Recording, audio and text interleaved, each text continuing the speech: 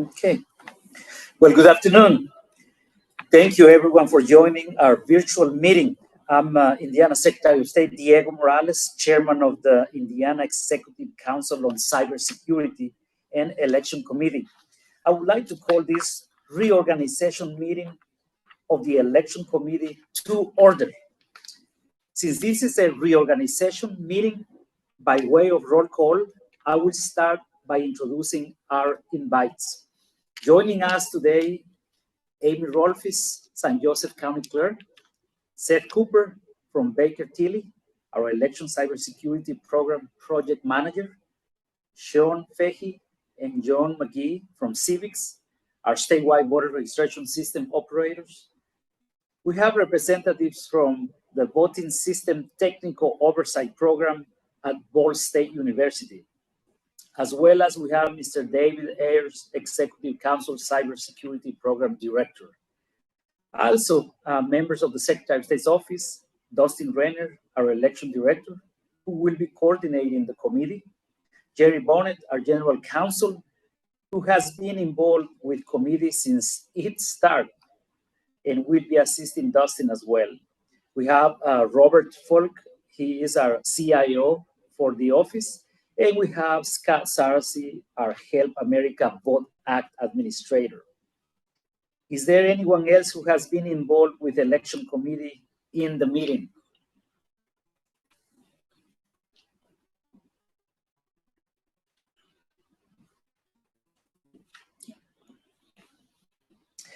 All right, we are going to try to hold this meeting to 1 hour to be respectful to your time. So I'll keep my opening remarks very brief. Cybersecurity in all aspects in our lives and in all sectors of our public and business economy is one of the most important issues in our minds today. Cybersecurity is a component of overall election integrity and security in our fundamental concern and responsibility. Because state election administration is part of our national critical infrastructure. In recent years, this committee has been partnering with and deferring to election security efforts of the National Association of Secretaries of State Election Committee, the United States Election Assistance Commission, the Election Sector Information Sharing and Analysis Center, the U.S. and State Department of Homeland Security, the U.S. Cybersecurity and Infrastructure Security Agency, the statewide voter registration system core team, our cybersecurity vendors and consultants, and other agents and resources for election security awareness and initiatives. My office has continued to report to the Executive Council on Cybersecurity on election security issues and our election calendar, preparations, and security coordination initiatives. Our State Secretary of Public Safety, State Police Superintendent Anthony Scott, has requested that council committees and work groups meet, assess, and report to the council on deliverables. So our agenda today is to discuss reorganization of the election committee and identify a few potential deliverables as we look forward to the needs of next year's primary and general election for more detailed consideration in our next meeting. Now, our Office General Counsel, Jerry Bonnet, will briefly review points of the Executive Council strategic plan and our election committee chair. Jerry? All right, thank you, Secretary Morales. I believe everybody's familiar with the Executive Council on cybersecurity. Copies of the Executive Council strategic plan and the election committee charter were distributed with your meeting invitations. So I'm not going to go over the entire plan and the charter. We think there are some key directives from the Executive Council that would relate to the election sector and election committee, and those would be formalizing strategic cybersecurity partnerships across sectors, strengthening best practices, building and maintaining cyber incident response capabilities, improving processes, technology, and processes and procedures, and leveraging opportunities and resources. The Executive Council consists of 18 sector committees and working groups, and the election committee is one of those. The committees are comprised of a chair and a co-chair, plus a group of full-time, as-needed, and contributing members. Committee membership is subject to Executive Council review and approval. Members must execute and abide by a confidential information non-disclosure agreement. In the past, the election committee had a limited number of full-time members, assisted by a larger team of as-needed and contributing members. Committees are to meet on a regular basis, develop and execute relevant deliverables, consult with other committees and work groups, and report to the Executive Council.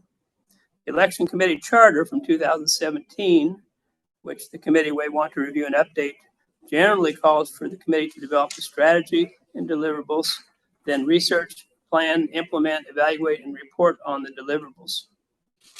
The immediate objectives for the election committee or reorganization would be to establish a workflow for nomination and approval of members, propose new or updated committee deliverables, and make a report to the Executive Council at its next meeting, which will be October 31st. That's where we're at now. Thank you, Jerry. Thank you for that report. In my capacity as chairman of the committee, I'm going to direct Dustin Renner, our election director, to develop and circulate a letter of invitation and indication of interest to each of you in this meeting, as well as to others in the election and cybersecurity community that may be interested in serving in our election committee. We can also accept recommendations and nominations for election committee members. Let's accept letters of interest and nominations through the end of November with the aim of getting our committee reorganized, revived, and approved by the Executive Council by the end of the year. For our next order of business, to tee up discussion and proposals for new committee deliverables, I'd like Mr. Renner to say a few words about the election committee deliverables when it last met in 2019. Dustin? Thank you, Secretary Morales. The initial high-level election committee deliverables established in 2017 related to the implementation of SBRS security, implementation of two-factor authentication for SBRS users, policies for state and local election physical and logistical security, election day preparedness, and development of incident response plans. Between 2017 and the end of 2019, the election committee developed and executed a total of 12 deliverables. Those are listed in today's meeting agenda, and for the interest of time, I won't repeat each one. According to our election committee files, all those deliverables were completed and reported on. Shatrice Mosley Romero, former director of the Cybersecurity Council, told us recently that the election committee had the most extensive and complete set of deliverables of any of the Executive Council committees and work groups. Most of the election committee deliverables have been adopted and institutionalized into our ongoing election administration work. For example, implementing SBRS network monitoring, adopting multi-factor authentication, standardizing physical security for voting system equipment, implementing routine post-election risk limiting audits, coordinating cyber incident response and recovery, engaging in election security planning, organizing and sponsoring election security training and coordination, which includes hosting tabletop exercises last year. The full 2019 deliverables report, including a curated selection of election security best practices, reports, and literature, makes up almost 300 pages. Going forward, the election committee may want to consider reviewing the past deliverables and making updates if appropriate. Two additional points for discussion might be one, during our office's deep dive in election security and preparedness last year with our series of statewide coordination and tabletop exercises, it was apparent that in limited ways, election cybersecurity has unique characteristics, but in many ways, election cybersecurity challenges may not be especially different than the problems all people in all sectors have to deal with. And secondly, leading up to last year's election cycle, there seemed to be almost an abundance of election security and cybersecurity resources. Today, in our new economic and fiscal climate as we prepare for the 2026 elections, resources are fewer in number and budgets are tighter. These observations suggest that the election committee may want to investigate opportunities and strategies for cybersecurity program consolidation and collaboration with other sectors, committees, and work groups. That's my report, Secretary Morales. Well, thank you for that, Dustin. And thanks to everyone who participated in completing these deliverables. I want to thank everyone for your patience. Now will be your opportunity to share your thoughts about these projects the election committee may consider undertaking as we move forward. I'll open the floor for suggestions and discussions on new deliverables. We may have to limit some of the discussion for the interest of time, but we'll take notes of all suggestions for continued discussions at our next meeting. The floor is open, and I will ask Dustin so he can moderate and take notes. So please feel free to share any comments, suggestions, and discussions. So the floor is open to all of you.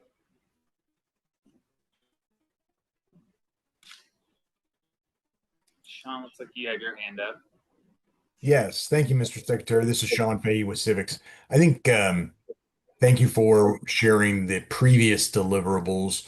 In just considering those, there are several that I think relate to the readiness, not just of the state and the systems that are a part of the state system ecosystem, if you will, but relate to the user community out there. And in the last several years, there's natural churn among that community. And I think where some of these deliverables like exercises and readiness assessments relate to those users' knowledge of and ability to react and respond to incidents, those should be probably high on our list because I think a lot of the deliverables here that harden the system only go so far as how educated the users are and able to use those systems and follow the guidelines.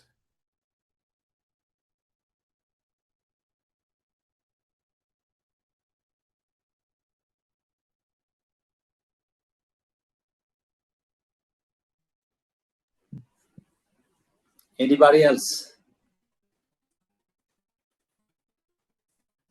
Well, I've got my hand up. Can you hear me? Yes. Go Yes. ahead. All right. I'm Amy Rolfes. I'm the county clerk in St. Joseph County. And I'm a first term clerk. I've been in the office for about 3 years. I was at an AIC conference just a little while ago, and it was about cybersecurity. And the presenter said, so if you walk in tomorrow and your screen is black and it says, pay $16 million in Bitcoin, the presenter said, what would you do? And I am in charge of elections, obviously, as the county clerk. And my response was, well, I would call our IT director. And that is the extent of what I know to do. So I feel very unprepared, just like you were saying, Sean. I think it's a great idea. So in information that's out there and a lot of procedures that have been put into place, I think the real boots on the ground, what would I, as the top election officer in St. Joseph County, what exactly would I do? What language do I need to have? It's it's a problem for all of us. It's not just our IT director, Richard Warfield. It's not just Richard's problem. So if I'm speaking for 92 clerks throughout the state, I think we're pretty much all in the same boat. So much more practical, boots on the ground. What's the language we need? If we need to speak to the media, what would we say? Things like that. Those are my thoughts about it. Very, very great feedback, Amy. Thank you for that. On deck. Thank you, Secretary Morales. Pleasure to be here. This is Seth Cooper. Just to echo the sentiments of Sean and Amy, just wanted to mention that in the last cybersecurity committee, there was an effort to train counties regionally through incident response training, and those materials are still developed. That includes a focus around like media training and working with county EMAs as part of the response. And so maybe it's a refresher of that content and or updating that content to leverage what was already created. And then additionally, I believe previously there was some Secretary of State administration around phishing testing, which included like email simulations to help improve voter registration and election officials and their ability to recognize malicious email. And I'm not sure if those activities had concluded or if they're still ongoing, but I believe that that could also supplement the overall effort around cybersecurity training. And then the third and last point, there I believe that some counties may not have fully migrated to a .gov domain. I'm not sure if maybe there was an effort around that and that's concluded, but I remember that was also a topic a couple years ago, and just don't have visibility to the status of that. So wanted to bring that back to the forefront because it could also change the email addresses and help the public understand and recognize those email addresses as an official government entity. That's great feedback. We have Robert Folk, our CIO, also part of this call. I'm sure he's taking notes on everything, and I'm sure this is something that we've been doing, or we will do, or we will continue to re-emphasize. Anybody else?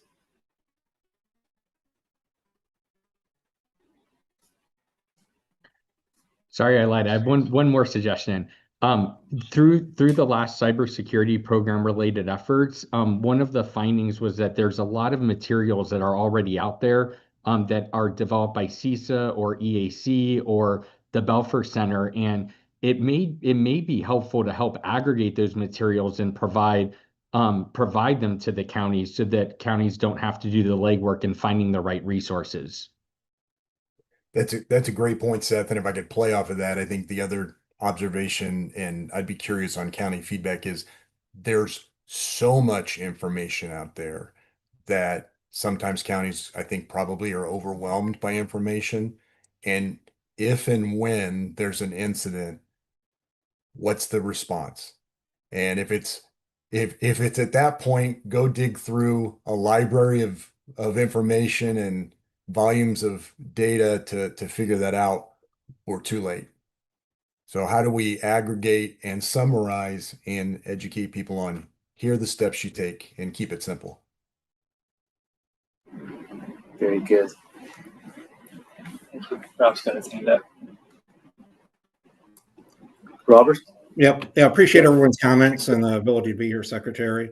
I think one thing, we talked previously about was having kind of an election security site for Secretary of State where we could kind of organize these resources in a really consolidated, simple way.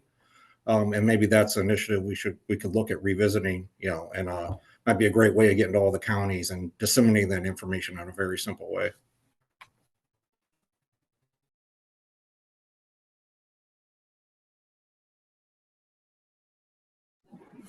Okay. Anybody else? Hello, Yes, David. Mr. Secretary. How are you? Sorry, I'm joining late.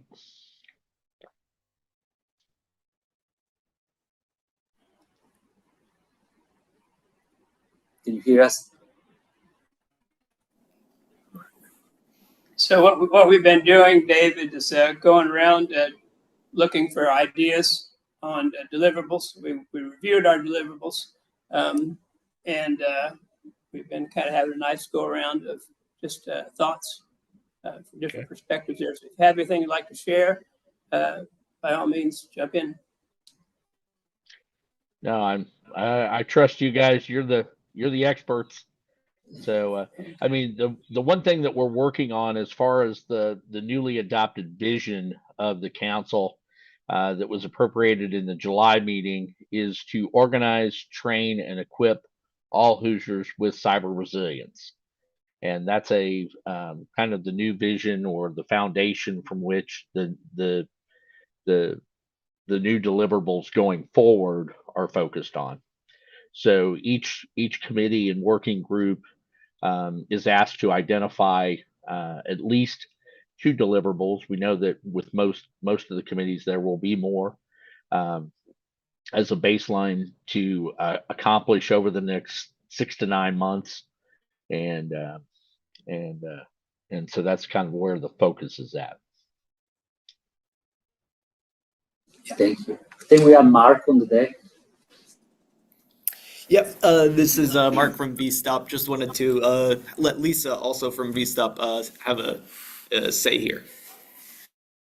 Hi, everybody. This is Lisa Gray. I am the Training and Assessment Specialist. One project that I oversee is the VRAPSA training and assessment. So that means that all individuals that have access to the SVRS system, they are required to take the VRAPSA training. So myself and our graduate assistant work on this project. So this is something that we've been working on over the past couple of years, and I think that this is something in an opportunity that could really be taken to be upgraded. So within this, the individuals are required to show proficiency in SVRS operations, the cybersecurity, and Indiana code. So with cybersecurity being the area that we're focusing on here, I think that we can continue to build upon this and really use what David was just saying with the cyber resilience and continue to upgrade this area within VRAPSA. And I know that there are a lot of individuals within Indiana that do not take this training, and this is something that we've been trying to, it's kind of a double-edged sword. You know, we don't want to take their access away from SVRS.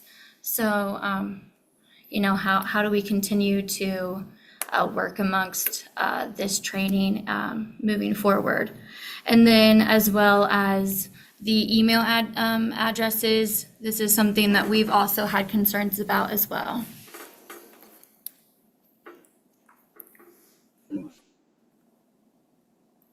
This is great. Anybody else have any comments or suggestions or advice?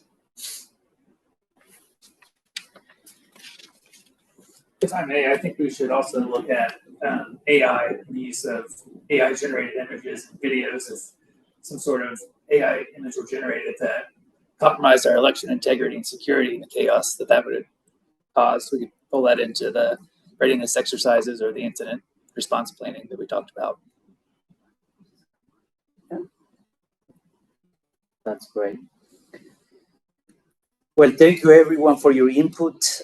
Feel free to contact Dustin if you have any additional ideas or views that we didn't get through this. We will be taking notes on everything from this meeting and other potential meetings in the future.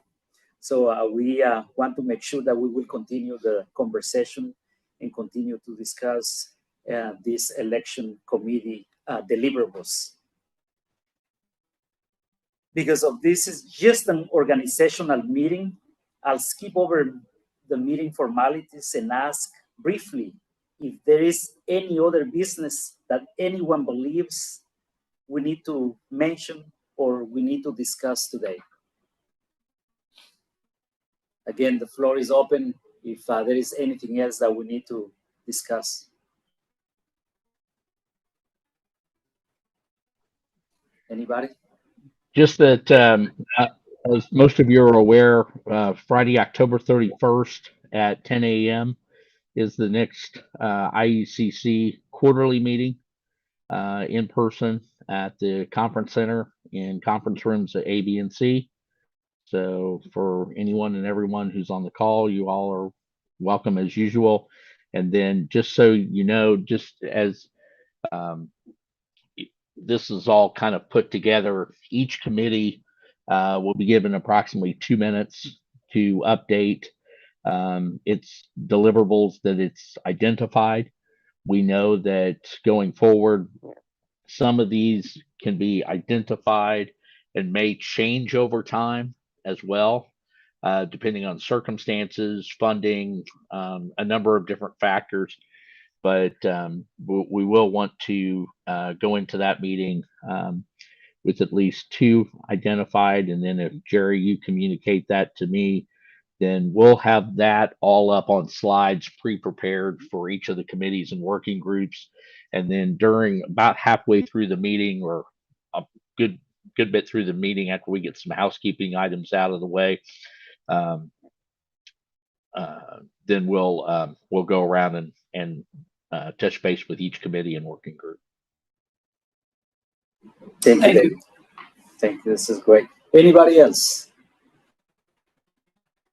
Well, thank you. If that's everything, we'll wrap up today's meeting. I want to thank everyone for your attention and participation. Also, thanks to anyone who may be following our meeting live stream today. There may be someone watching us. Thank you for joining us. Please look for information from Dustin Renner, on applying to join the election committee or making nominations for members. I want to say thank you again for all you do. You guys are the experts, and that is why I'm so grateful that you're part of this meeting. Let's continue to work together. We're a team. One of our pillars here in the Secretary of State's office is being innovative, and that is why we have our CIO Rob in the call as well, because we want to make sure we can focus on cybersecurity. So thank you very much, and we look forward to hearing from you. At this point, if no one has anything else,